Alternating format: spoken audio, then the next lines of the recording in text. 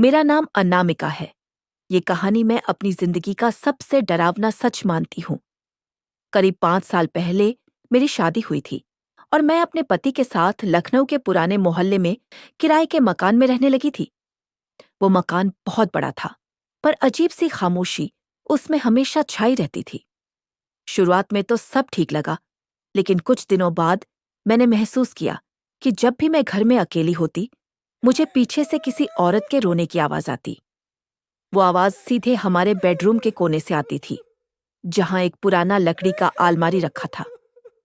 पहले मैंने सोचा कि शायद बाहर किसी पड़ोसी के घर से आवाज आ रही होगी, लेकिन धीरे धीरे वो आवाज इतनी साफ हो गई कि ऐसा लगता मानो कोई मेरे कानों में ही रो रहा हो। मेरे पति ने कहा, तुम्हारा वहम है अनामिका, तुम्हें नींद पूरी नहीं मिल रही होगी। पर मुझे यकीन था कि कोई है। एक रात मैं नींद में थी, तभी अचानक लगा जैसे किसी ने मेरे बालों को सहलाया। मेरी आंख खुली तो देखा कि सफेद साड़ी में एक औरत बिस्तर के पास बैठी हुई थी। उसका चेहरा पूरी तरह जला हुआ था और वो बस मुझे घूर रही थी। मैं चीखने ही वाली थी कि उसने फुसफुसाकर कहा, तुम्हें पता है, इस घर में मैं भी कभी पत्नी बनकर आई थी, लेकिन इसने मुझे जला दिया। मैं घबरा गई। अगले दिन पड़ोसियों से पूछा तो पता चला कि इस मकान में कई साल पहले एक औरत को उसके पति ने दहेज के लिए जला दिया था, और तब से कोई भी औरत यहां ज्यादा दिन टिक नहीं पाती।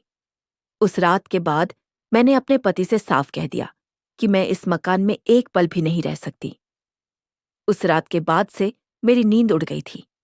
हर बार जब मैं कमरे में जाती तो मुझे महसूस होता कि कोई मुझे देख रहा है। रोने की आवाजें और ज्यादा बढ़ गई थीं। एक रात मैंने हिम्मत करके उस पुरानी अलमारी को खोलने का सोचा। जब दरवाजा चरमराया तो अंदर पुराने कपड़े और कुछ जली हुई साड़ियां रखी हुई थीं। उनमें से एक साड़ी पर अब भी काले धब्बे और राख जमी हुई थी। उसी पल फिर से वही औरत मेरे सामने प्रकट हुई। उसकी आंखों से आंसू बह रहे थे और उसने कांपती आवाज में कहा, अनामिका, मेरा गुनहगार अब भी जिंदा है और तेरे आसपास ही है। मैं सन्न रह गई। मैं सोच भी नहीं सकती थी कि इतने सालों बाद भी उसका कातिल जिंदा होगा। कुछ ही दिनों बाद पड़ोस में एक बुजुर्ग महिला से बातचीत हुई। उन्होंने धीरे से बताया, बेटी, वो जो तुम्हारे पति है ना, वही उस औरत के शौहर थे। उन्होंने ही उसे जिंदा जला दिया था।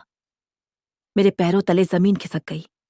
मुझे याद आया कि जब जब मैंने अपने पति से उस औरत की बातें बताई थीं, उसके चेहरे पर अजीब सी बेचैनी और गुस्सा झलकता था। उस रात मैंने अपने पति का सामना किया। मैंने अलमारी से वो जली हुई साड़ी उसके सामने फेंकी और कहा, ये सिर्फ राख नहीं है, ये उस औरत की चीखें हैं जो तूने मारी थी।